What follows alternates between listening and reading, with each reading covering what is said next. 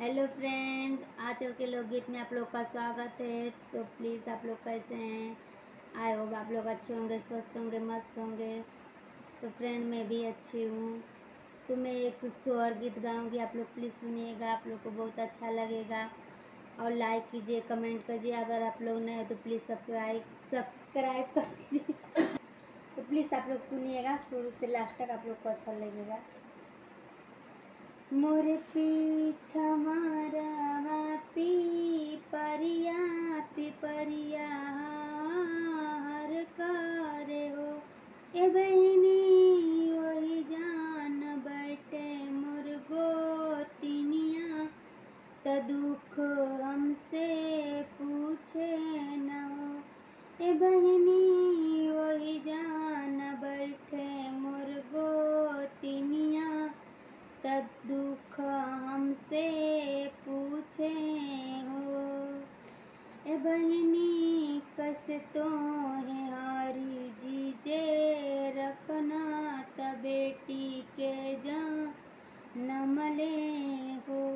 ए बहनी कैसे तो है हारी जीजे रखना, त बेटी के जन्म ले न हो।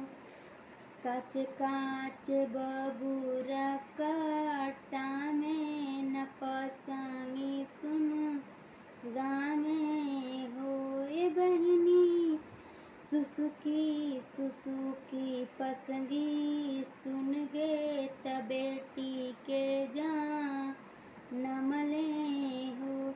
ए बहनी सुसुकी पसंगी सुन गे, त बेटी के जन्म ले हो। एक गाल काटीला मारिचवा, त भर मुहवा तित भइले हो।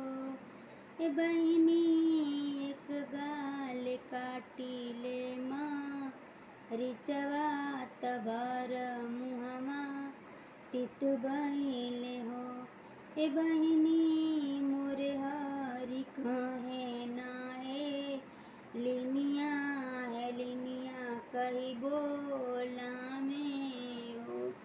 ए बहनी मोरे हरी कहे ना हे लिनिया कही बोला में हो। मोरे पीछवारा मापी पिपरिया हर करे हो। ए बहनी वही जान बैठे मोरी गोतिनिया, त सुख हमसे पूछे न हो। ए बहनी कैसे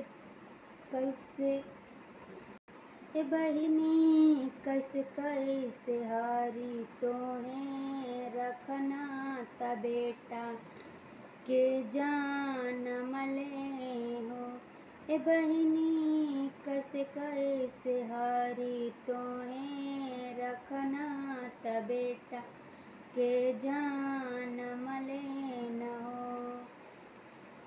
सुखल चंदन कटवा में न पसंगी सुन गामे न हो। ए बहनी भबकी पसंगी भबके, त बेटा के जन्म ले हो। ए बहनी भबकी पसंगी भबके, त बेटा के जन्म ले हो। बर मुहमा काटीला बर्फी, त भर मुहमा मिठ भइले हो। ए बहनी एक गाल काटीले बर्फी, त भर मुहमा मिठ भइले हो। ए बहनी वैसे के मीठ भैनी, त बेटा के जन्म दिहनी न हो। ए बहनी ओई मोरे भारी